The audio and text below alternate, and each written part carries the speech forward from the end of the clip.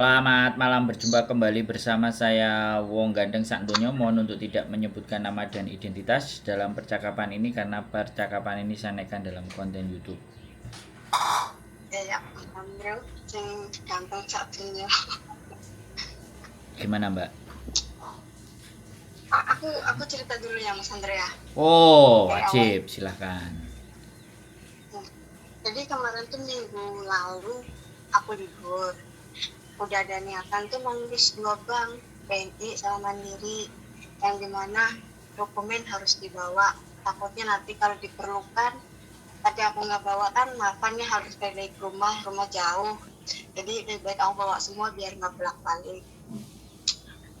Dari sentral aku naik tenteng tuh, tapi sebelum naik tenteng aku tuh sempat ngambil uang di ATM Hang Seng Bank. Nah setelah udah ngambil uang, aku yakin ATM segala uang udah aku masukin ke semua.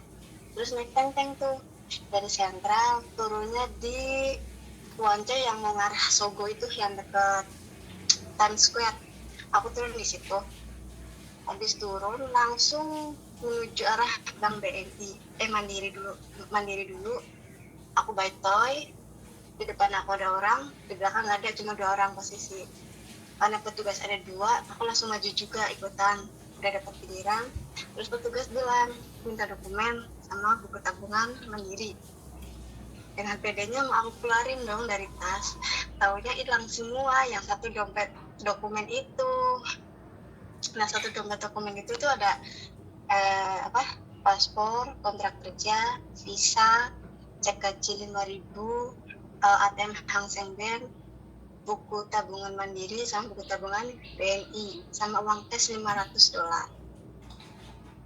Pas aku udah ngantri, sadar hilang, kayak tiba-tiba kayak nge-freeze gitu loh, kayak kok bisa sih hilang, kayak nggak sadar gitu. Terus aku langsung keluar, terus aku tanya ke mbak, ada yang tahu kontak polisi di sini nggak? Mbaknya langsung nanya kenapa, dengan paspor. Ya udah mbak, coba telepon polisi. Karena aku tuh masih apa sih namanya, masih kayak antara percaya nggak percaya. Terus ada mbak, ya udah sini biar aku teleponin dulu. 99 diteleponin. Akhirnya mbaknya bilang, mbak kamu suruh ke kantor polisi sekarang ya yang terdekat. Karena aku tahu di Wanca itu ada, akhirnya aku jalanlah ke kantor polisi. Aku ceritain kronologi dari awal sampai akhir. Akhirnya pengambatan laporan itu udah jadi. Keesokan harinya Seninnya aku langsung telepon ke Bank Hang Seng dulu kalau aku kehilangan ATM, bla bla bla bla. Terus mereka bilang oke, ATM kamu bisa udah jadi, bisa diambil hari Sabtu. Nah Sabtu kemarin udah aku ambil ATM-nya. Nah, terus pas hari Rabu aku ke KJRI, karena kan tanggal berapa, 16 baru buka, 15 tutup ya. Jadi tanggal 16 aku ke situ. Pas ke KJRI aku minta pengajuan pembuatan paspor karena kehilangan paspor. Pas nyampe sana aku bilang, pak aku mau permohonan minta pembuatan paspor baru karena paspor aku hilang. Terus kayak pihak KJRI kayak seolah-olah kayak, yakin paspor kamu hilang mbak? Antara percaya dan nggak percaya, mungkin karena emang lagi marak-maraknya anak-anak sekarang pada utang bank kan, pakai data sendiri atau data orang. Terus aku bilang bener pak hilang. Aku tunjukin report polisi itu, fotokopiannya. Terus mereka bilang nyuruh aku ngambil kontrak kerja sama visa di agensi. Nah di agensi aku tuh aku ada WhatsApp, udah minta fotokopian, tapi si agensi itu cuma ngebuka doang, nggak ngebaca, dibaca doang, cuma nggak ngebales chat aku kan. Terus aku bingung dong, ini mau cari kayak gimana. Biasanya kan majikan punya 2 kan, aku 1, majikan 1 kan. Aku punya majikan aku cuma punya 1 kontrak kerja tanpa visa. Jadi aku ambil lah kontrak kerjanya, karena nggak ada visa. Aku masih minta tuh ke agensi, minta fotokopi yang bisa buat pengajuan bikin paspor baru. Agensi belum ngerit juga sampai sekarang. Aku bilang, apa aku perlu ke kantornya ya? Ya udahlah, nanti mungkin besok atau kapan aku perlu ke sana. Cuma ya aku jadi pertanyakan Mas Andro, ini paspor aku hilang, visa hilang, kontrak kerja hilang. Karena tahun depan aku finish kontrak, niatnya pulang selamanya, nggak mau balik ke sini. takutnya 2 bulan 3 bulan ke depan atau bahkan aku udah stay di rumah, tiba-tiba ada orang yang menyalahgunakan dokumen aku untuk ngambil uang di bank, utang di bank begitu, terus 2-3 bulan kemudian ada tagihan ke rumah, gimana tuh? Oke, Bahaya nggak? sederhana sekali jawabannya. Kalau sampean takut, kan sampean sudah ada laporan polisi. Mm-mm. Ya kalau udah laporan polisi, sodorin dong laporan polisinya. Dia ngutangnya kapan, hilangnya sampean kapan. Ya itu kalau aku masih di rumah. Cuma kalau misalnya kalau udah masih di Hong Kong, cuma kalau posisi udah di Indonesia kan ribet lagi dong Mas Andro.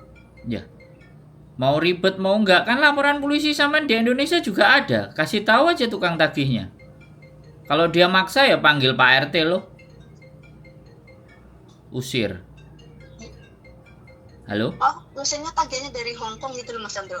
Loh. Tagihan dari Hong Kong ke Indonesia. Iya nggak bisa makanya masuk ke Mbak. Indonesia Oke, tagihannya dari Hongkong datang ke Indonesia. Ya sampean surat keterangan polisinya kirim ke yang ngirim sampean tagihan. juga. Berarti apa harus keep selamanya itu? Iya Surat itu bagian- dong. Oh, Sampai semuanya posisi aman. Kan kejadiannya tanggal berapa? Ternyata paspor itu dipakai untuk ngutang kan di kejadian setelahnya. Terus sampean juga sudah laporan ke KJRI dan sampean dibikinin KJRI paspor baru. Itu kan sudah menyatakan bahwa kenapa sampean dibikinin paspor baru? Ya karena hilang. Apa landasannya hilang? Ya dari polisi. Kan so simple sekali toh. sebenarnya kalau kita kehilangan paspor kayak gitu bisa digunakan orang lain nggak sih? Iya Kayak bisa gitu. banget. Aku Bisa pakai Pak, banget. aku sama temanku. Tapi kan gini loh Kalau Mbak. anak-anak Eh, itu nggak, oi. Kita ngomongnya gantian. Sampean mau ngomong dulu, aku dengerin. Tuh 6 menit saya dengerin kasusnya sampean. Terus aku jelasin sampean udah potong-potong semuanya. Terus gimana aku mau jelasin? memang nggak. Ah? Sekarang mau sampean selesaikan dulu apa saya yang ngomong? Mas Andro saya Nah, sampean itu sekali lagi ya dihantui oleh ketakutan yang besar karena ada konten-konten yang suka menggadaikan paspor. Jadi otaknya sampean itu ketika kehilangan paniknya sudah setengah modar. Bisa dipahami nggak? Padahal kalau sampean kehilangannya tanggal berapa? Iya kan? Ya kehilangannya tanggal berapa? Oke? Terus sampean ke KJRI dikasih ganti baru sampai tanggal berapa? Itu kan udah fix. Dan ketika ada tagihan, sampean tinggal cari tagihannya ini kan bukan atas nama saya. Paspor ini memang nama saya. Coba cek yang pinjem itu atas nama siapa. Sampean bisa ngelacak, berarti duit sampean dan dokumen sampean dicuri oleh orang tersebut. Lemeng ah. paham. Kita bisa serang balik gitu loh. Bisa dipahami. Paham. Nanti di sini nggak usah khawatir ya Mas ya. Nah, makanya simpen surat kehilangan sampean dari polisi. Satu. Terus yang kedua, tanggal kapan sampean ke KJRI, dokumentasikan pembuatan paspor sampean terus di ACC sama KJRI terus diserahkan oleh KJRI itu dokumentasikan. Bisa dipahami. Harusnya sekali lagi saya bilang, karena rentenir itu tidak terkonek dengan KJRI, maka paspor itu dianggap masih hidup. Bisa dipahami kan? Padahal sebenarnya paspor lama sampean itu sudah harus dibatalkan. Dan itu dari KJRI yang bisa membatalkan. Makanya diganti baru. Nah, surat pembatalan itu sampean boleh minta apabila nanti disalahgunakan. Jadi paspor sampean nomor sekian itu sudah dibatalkan oleh pihak KJRI. Jadi siapapun yang menggunakan paspor lama itu dengan kepentingan yang tidak bertanggung jawab, maka saya tidak ada urusan gitu loh maksudnya. Maksudnya kita tidak bertanggung jawab karena itu sudah dibatalkan oleh pihak KJRI. Bisa dipahami nggak? Ya, paham. Paham. Gitu loh. Jadi sampean kalau paspor yang baru aku Kenapa? Mas Hendro aku. Jadi kalau misalnya paspor aku udah jadi yang baru, harus minta surat pembatalan paspor yang Bukan lama. harus. Sampaikan keberatan sampean kepada KJRI. Ya, boleh nggak sekiranya saya meminta surat pembatalan di paspor saya yang lama. Dia pasti akan jawab kalau nggak mau repot. Kamu itu sudah dibikinin yang baru. Otomatis kalau sudah ada yang baru, itu pastinya pembatalan yang lama itu sudah dilakukan. Boleh saya minta buktinya, Pak? Atau boleh minta suratnya, Pak? Soalnya kekhawatiran saya kalau saya sudah pulang atau saya masih di Hong Kong, sayanya ditagih karena di situ juga ada kontrak kerja juga gitu. Bisa dipahami nggak? Terus mau nanya, paham. Terus mau nanya, selain kita ngedapatin kontrak kerja sama visa, selain nyari agent, apakah kita bisa ke imigrasi? Tapi kan kita butuh paspor ya. Loh, kalau visa sampean itu hilang, ya sampean tinggal print lagi. Visa sampean masih berlaku, tapi surat keterangan kehilangan sampean dari polisi itu sudah bukti kuat kalau mau ada yang menyalahgunakan.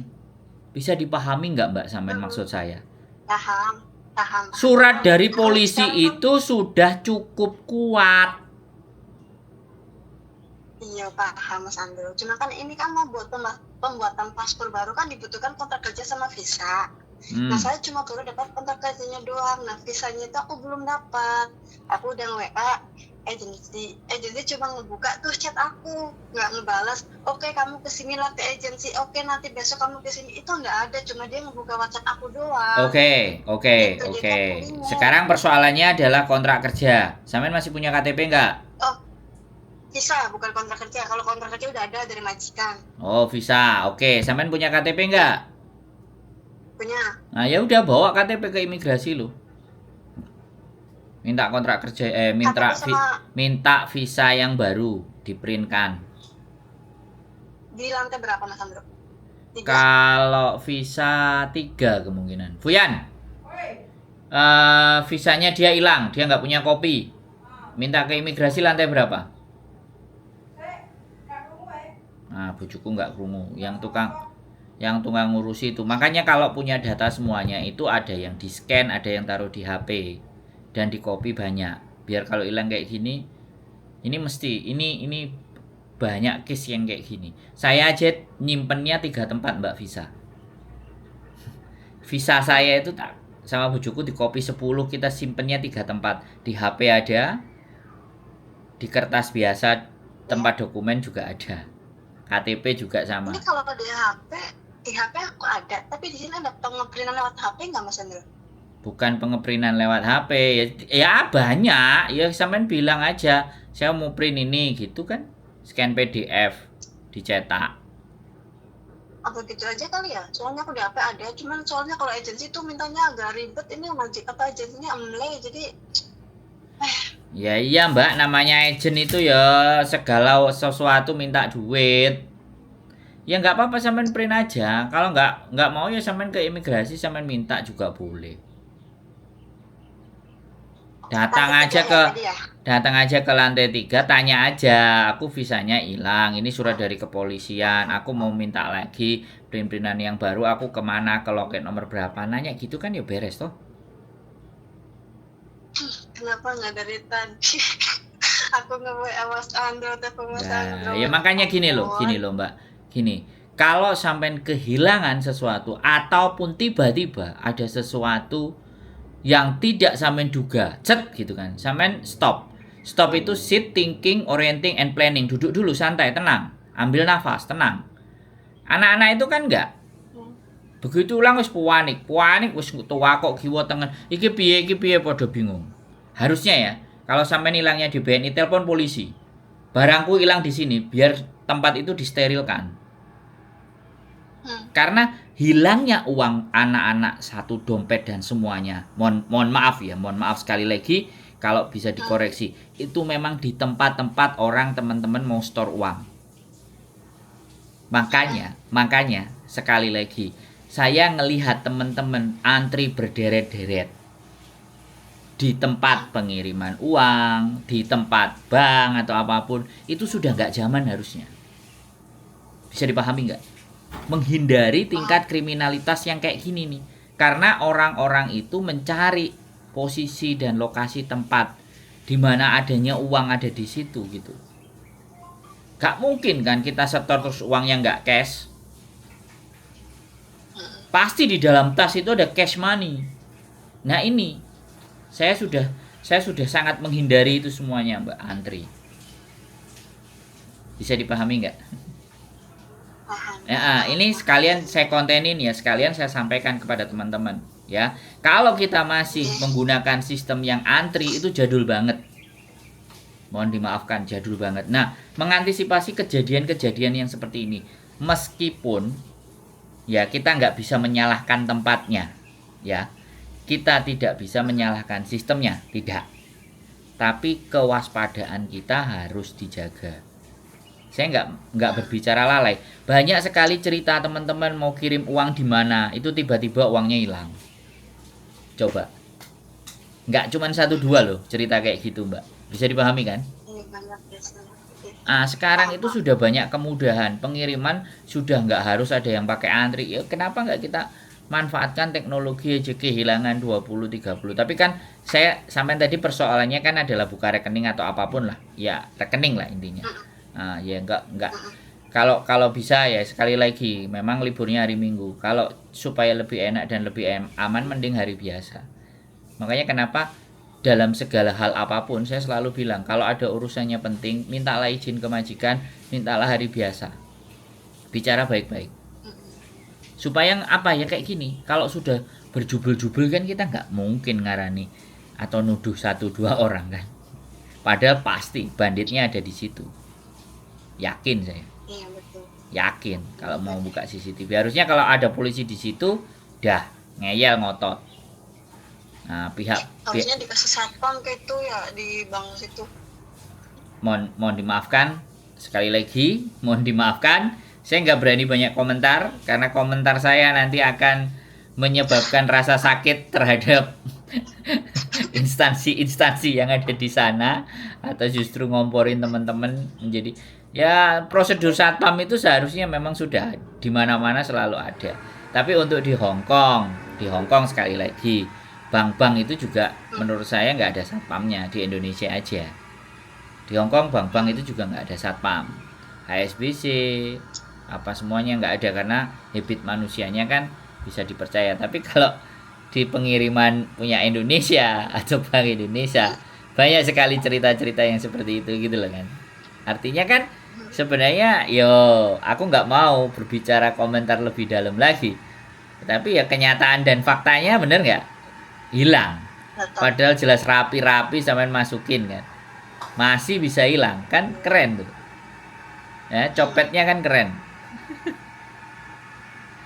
Tangannya ya lihai banget, satu udah. Nah, makanya oke, solusinya dari sampean tadi bisa ke lantai 3, kasih tahu KTP-nya, minta oke. Itu berarti visa udah kelar ya. Terus yang kedua, apakah nanti paspornya disalahgunakan dan ABCD, bikin pengumuman juga identitas sampean kehilangan ABCD, cuman dicoret yang memang nama yang ya kalau nggak mau disampaikan di sosial media ya sudah, ya nggak apa-apa, jaga-jaganya ya surat keterangan dari kepolisian tambah landesan tadi dari KJRI sampai sudah bikin yang baru. Jadi kalau nanti tagihan atas nama dan sampean dan semuanya dan itu tertanggal lebih lama tertanggal di belakangnya sampean kehilangan, berarti fix mereka menyalahgunakan dan sampean bisa ngeles aja, ini loh aku udah ada laporan polisi udah jelas. Kenapa Anda masih tagih saya? Kalau Anda tagih saya lapor polisi juga gitu. Gak usah takut kalau itu di Hong Kong. Kalau di Indonesia ya udah bilang aja debt collectornya, aku udah paspornya ini loh, ini masih hidup, masih ada pengganti pasporku yang hilang. Berarti yang kalian tagih itu yang hilang, yang sudah nggak berlaku. Ya kalian aja pihak banknya mau dibodohin sama orang yang ngambil barang dompet dari saya. Udah beranikan aja kayak gitu. Bisa dipahami toh. Intinya no worry lah ya. Kenapa? Berarti di sini intinya no worries, lagi kita udah laporan polisi dan KJRI udah pasti akan udah mengganti kartu paspor baru, yang lama udah otomatis mati ya Mas Ya Andro? harusnya. Tapi sekali lagi ya, paspor itu kan kalau masih hidup kemudian dibawa ke rentenir kan nggak ada connect. Mm-mm. Bisa dipahami nggak? Mm-mm. Nggak ada connect data. Paham, Bisa dipahami kan? Kalau nggak ada paham, connect paham. data, jadi kan dia nggak bisa verifikasi. Tapi kalau dibuat ke publik, dibuat ke finance, ya otomatis kan. Ya, kalau dia nggak connect juga sama sama sekali lagi nggak connect sama KJRI pun juga akan sama. Tapi ya betapa bodohnya mereka kalau itu sudah nggak berlaku. Nggak usah takut. Intinya kan dari kepolisian itu kan landasan yang kuat. Dan pengganti paspor sampean yang baru kan itu juga bukti bahwa sudah hilang. Makanya di sini kenapa lemah sekali ya, sekali lagi pemberantasan peminjaman uang dengan menggunakan paspor itu sangat lemah sekali. Ya karena sekali lagi anak-anak yang paspornya hilang karena digadekan itu dengan mudah sekali KJRI menggantinya. So simple sekali. Harusnya anak-anak yang utang itu diselidiki benar-benar. Jadi mana yang hilang, mana yang enggak itu juga satu repotan gitu. Orang yang hilang beneran kayak sampean gini sama hilangnya digadai. Ya kan? Mm-mm. Nah, itu kan Mm-mm. kebingungan tuh orang KJRI. Bagaimana mau bikin sistemnya. Ya kan? Harusnya udahlah kalau digadein itu langsung SPLP biar pulang. Kontraknya semua kelar beres semuanya. Itu polemik gitu dan nggak bisa selesai dari sampai hari ini nggak bisa selesai dan nggak bisa nyalain rentenir juga. Yang harus kita lakukan adalah kampanye dan mendidik teman-teman untuk Ayo menggunakan. kampanye, Kenapa? ayo kampanye Mas Andro, Saya mengkampanyekan itu Nah, suaramu itu. nggak usah lah mbak. Toh gini loh, jadi saya nggak usah kampanye, video saya udah ada 3.000, 4.000, 5.000 dan saya nggak bisa maksa mereka. Dan saya juga ngomong ke KJRI, KJRI, anak-anak suruh dengerin konten saya, apa bisa seperti itu? Kan nggak bisa. Jadi ada sesuatu yang bisa saya lakukan dan bisa saya kendalikan. Ada sesuatu yang saya nggak bisa mengendalikan sesuatu yang terjadi di luar sana. Wong yang curhat aja kadang-kadang waktu ngutang nggak ngajak konsultasi, tapi giliran ditagih dan kesulitan malah telepon. Coba. Terus aku gimana? Coba. Jadi, jadi gini, fenomena-fenomena yang terjadi di Hong Kong itu, saya juga berpikir gimana sih caranya memperbaiki, bagaimana membuat cara berpikir teman-teman itu menjadi yang tidak gampang ditipu, yang tidak gampang dihasut, yang tidak gampang percaya dengan ABCD.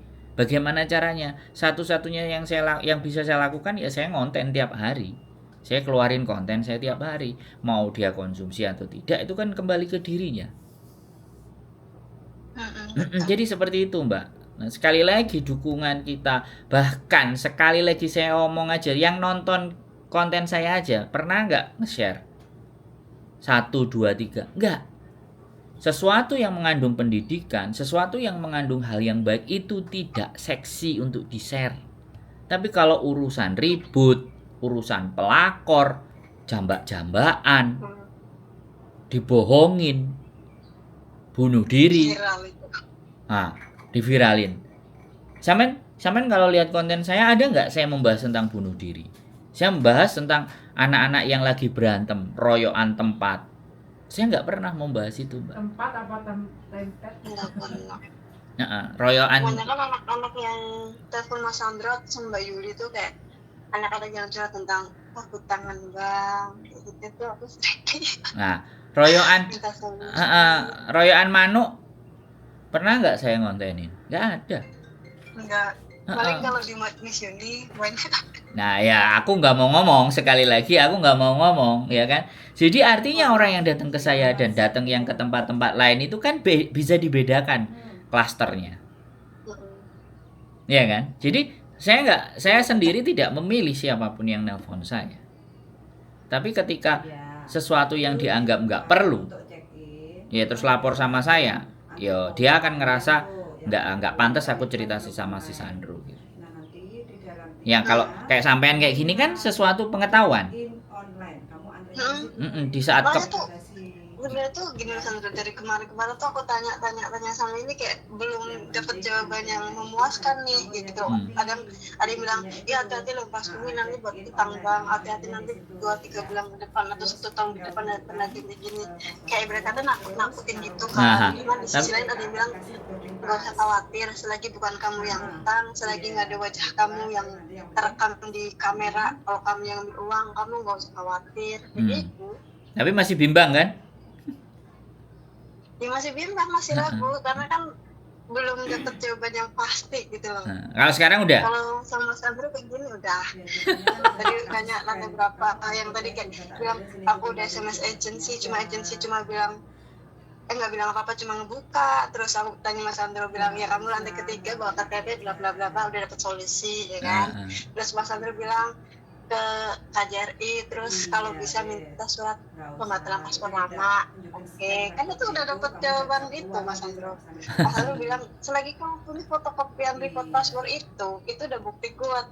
Ya udah oke, bakal aku keep.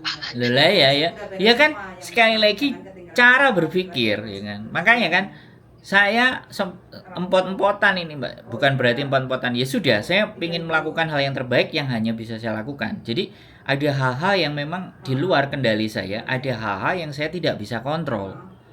Makanya kan sekali lagi, makanya saya juga kepingin ngonten. Kemarin sudah ada rentenir yang mau ngonten sama saya. Aku coba dari sisi rentenir. Jadi kita lihat di mana letak kesalahannya. Jadi pemahaman seperti itu Mbak. Makanya nggak apa-apa, nggak ada masalah. Sekali lagi siapapun boleh ngonten, siapapun pingin desain kontennya bagaimana silahkan. Tapi saya tetap di cara saya dan di prinsip saya. Saya tidak ingin membuat orang menjadi khawatir. Saya tidak ingin menjadi orang menjadi justru tambah ketakutan yang berlebihan. Justru ketika orang ngobrol dengan saya berharap dia punya pandangan, dia punya harapan, dia punya sesuatu. Oh iya ya, ternyata ngobrol sama Sandro saya menemukan, terlepas menemukannya itu pas sudah selesai ngomong dengan saya atau setelahnya dia pikirkan, pertimbangkan, akhirnya dia memutuskan sesuatu yang dia anggap paling benar. Kan seperti itu gitu loh Mbak.